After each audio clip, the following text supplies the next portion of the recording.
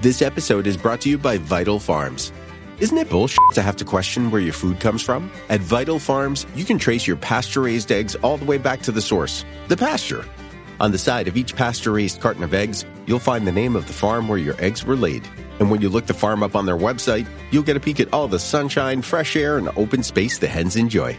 Learn more and find out where to buy them at vitalfarms.com. Vital Farms, keeping it bullshit free. This episode is brought to you by Shopify. That's the sound of switching your business to Shopify, the global commerce platform that supercharges your selling. Harness the best converting checkout and same intuitive features, trusted apps, and powerful analytics used by the world's leading brands. Stop leaving sales on the table. Discover why millions trust Shopify to build, grow, and run their business. Sign up today for your $1 per month trial period at shopify.com/tech23. This episode is brought to you by Kia's first 3-row all-electric SUV, the Kia EV9, with available all-wheel drive and seating for up to 7 adults, with a 0 to 60 speed that thrills you 1 minute, and available reclining lounge seats that unwind you the next. Visit kia.com/EV9 to learn more. Ask your Kia dealer for availability. No system, no matter how advanced, can compensate for all driver error and or driving conditions. Always drive safely. Welcome to the Human Capital Innovations Podcast, your go-to source for personal, professional, and organizational growth and development. We hope you tune in often for all things people management, organizational development and change, organizational leadership, and social impact related. Maximize your personal and organizational potential with Human Capital Innovations Podcast.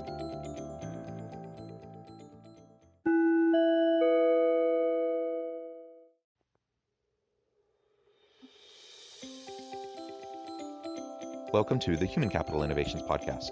In this inspiring TED Talks HCI podcast episode, I explore Mary Shingan's recent TED Talk, How to Be Happier at the Workplace. Connect with your colleagues.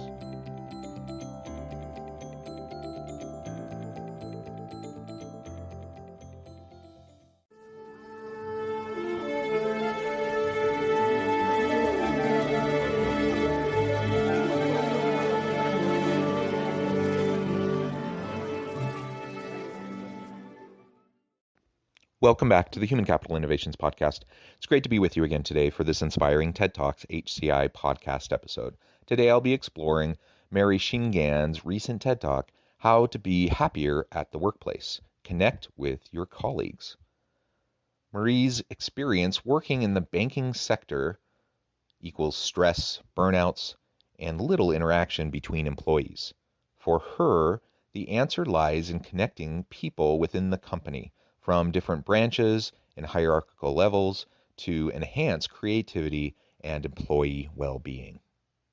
Thanks for joining me, and I'll catch you on the flip side of this first clip. Within the next 3 years, I want all the employees around the world to feel happier and more connected at work. In large corporations, employees are often unhappy, which can lead to burnout and even sometimes suicide.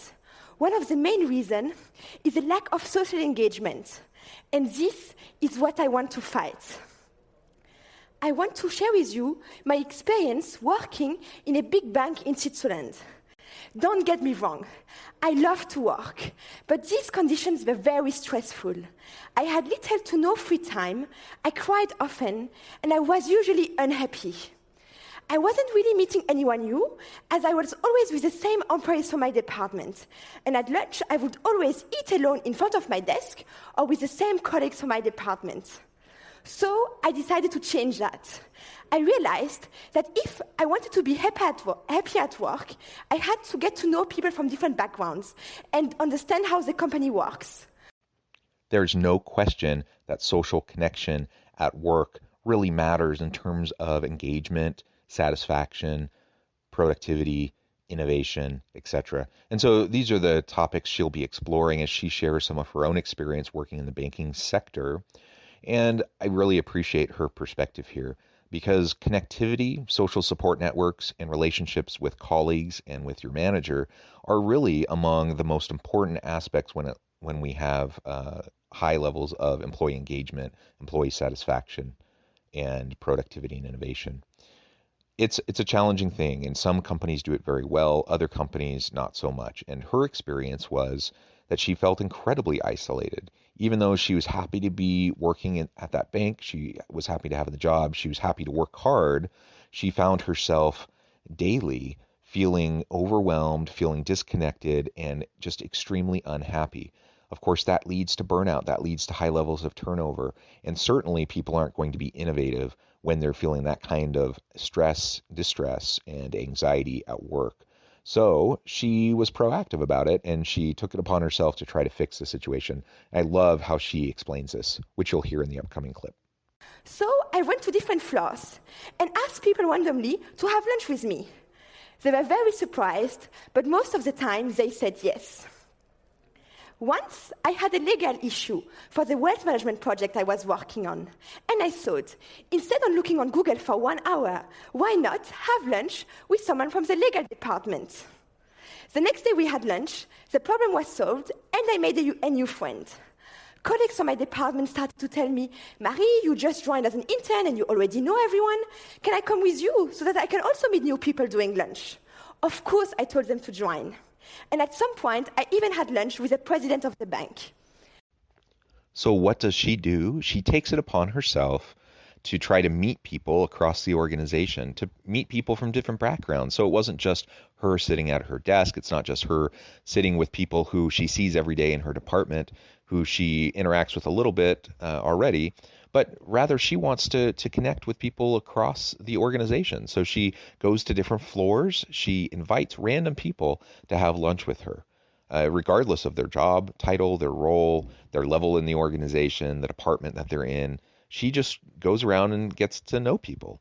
And I'm sure it didn't work perfectly every time, but most people are pretty gracious, and most people accepted her invitation. And she got to know so many people and make friends and feel that important emotional and social connection at work, which makes a huge, huge difference when we're trying to just have more fulfillment, more meaning, more purpose, more engagement, and just be happier with how things are going in the workplace.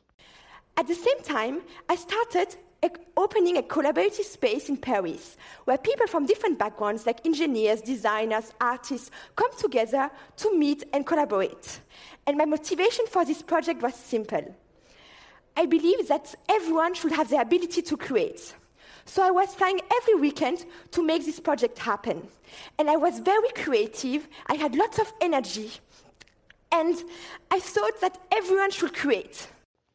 Not only did she take it upon herself to reach out across her organization, to make connections, to develop relationships, to find more meaning and purpose, but she recognized the importance of this for other professionals. And so she started to establish her own collaborative hub, so to speak, in the city, where people from all over, from different companies, from different backgrounds, from different walks of life, diverse individuals could come together and connect and learn more from each other and collaborate in really interesting ways.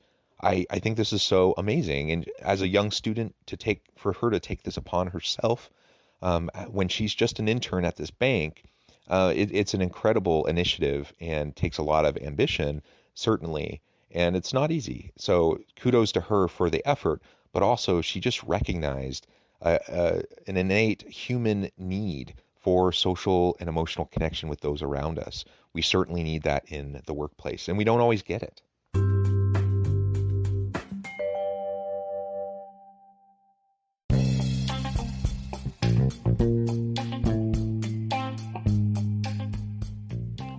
I'm excited to announce the publication of my new book from HCI Press, The Alchemy of Truly Remarkable Leadership: Ordinary, Everyday Actions that Produce Extraordinary Results. Consider how the nature of work has shifted over the past 50 years. With increased globalization, rapid technological advancement, and the shift in economic composition, the average job of today looks very different than the average job of 50 years ago. What will the jobs and organizations of tomorrow look like? Moreover, what does this all mean for organizational leaders? What are the core competencies and capabilities of organizations and their leadership that are prepared for continued disruption and geopolitical and socioeconomic shifts?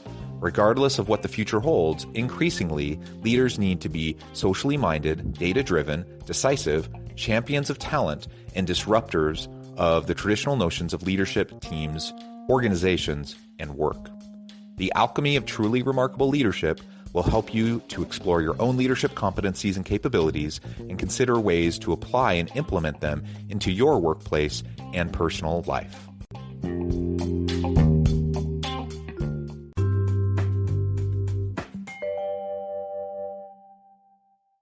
Creation was exponential. The more people meet, the more they discuss, the more they create. And I believe that this model could also work in bank and large corporation. So I decided to leave the banking world and university in order to create an app where employees can meet and have the option to never eat alone. And when a company has many employees, I see this as an amazing opportunity. It improves knowledge exchange and collective intelligence to spark innovation. It improves talent retention.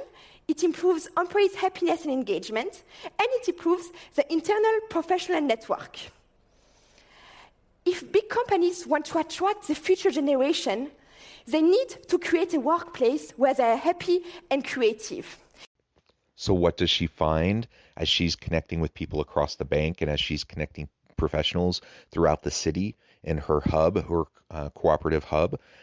Creativity and innovation increases exponentially because you now have people outside of their silos, outside of their own little bubble, where they're just kind of doing the same thing day in and day out. And now they're talking to people from different backgrounds. They get different perspectives, different worldviews, people who have different functions, who just completely see things in a different way, have a different perspective.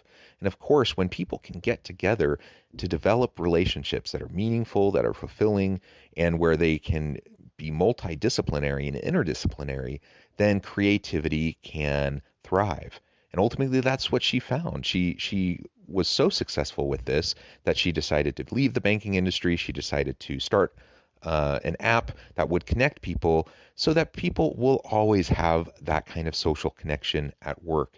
It allows organizations to support their people in developing meaningful social connections. Now, of course, there's value in that, just innate value in and of itself for the human argument of just making sure people feel more valued at work and feel more connected. But on the bottom line side for the company, when we talk about the business case, greater innovation, reduced turnover, reduced burnout, reduced stress and anxiety, which has other negative health outcomes, which drives up medical costs for companies, increased innovation, all of the positive things go up, all of the negative things go down. It's a no-brainer for organizations to try to support this kind of initiative, whether you use her app or whether you do something else. Getting people to connect and to connect with people from different areas of the organization across hierarchies is really, really valuable. Let's pause for a minute and think that the true size of a company is not the number of employees it has, but the connection between them. Because this is where the true strength resides. When people connect to each other, they do things, they create things, and potentially amazing things. Big companies are starting to take care about this, because when people connect, they are more productive and are happier at work. The benefits for employees and companies are simple. When speaking to someone from another department or to your boss is the norm rather than the exception. And for all of you who will soon graduate, think about this. What is your future employee doing so that you will be happy working with them? Thank you. I love how she phrases this. It's not the size of the company in terms of the number of employees that matters. It's the connections that count. It's the relationships. It's the collaborative partnerships. It's the interconnectivity across the organizational levels, the hierarchy, the divisions, the various areas of the organization. Now, if we're siloed, if we're just in our own separate little spheres, are we really one big organization, or are we just a whole bunch of little areas all connected collectively under some sort of an organizational structure? The power is in when we can really truly connect everyone across the organization, Now, that's easier said than done, and obviously we can't, expect for everyone to be connected with everyone else, but we can create environments where we can have cross-functional teams, where we can have job shadowing, where we can have mentoring and coaching across areas, where we can make sure that we have groups that are interdisciplinary, multidisciplinary, to break down those silos. When we do that at work, it unlocks the potential of our people, the creative and innovative potential. And not only that, but they will just be happier at work. I'm so grateful for her perspective in this video that she presents. I'm grateful for the insight that she brings and how she shines a light on the importance of human connection at work, social connection, emotional connection, and collaboration, and how that will drive so many positive outcomes for organizations. Thanks for joining me for this episode of the Human Capital Innovations Podcast. As always, I hope you stay healthy and safe, that you can find meaning and purpose at work each and every day, and I hope you have a great week.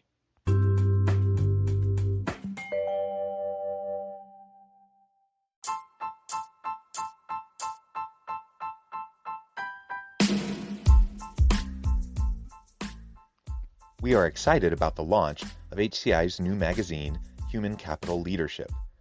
Human Capital Leadership is a free, interactive e-magazine designed to help individuals, leaders, and organizations find innovative approaches to maximize their human capital potential. We will be publishing issues quarterly in August, November, February, and May. Check out the first issue and let us know what you think.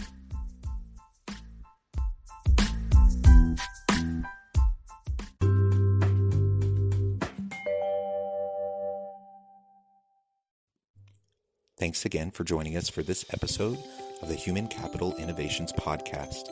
I hope you stay healthy and safe and that you have a great week.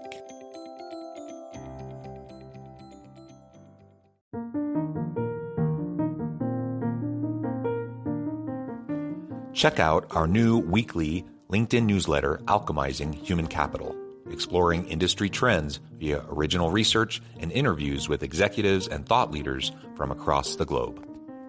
We look forward to having you join us.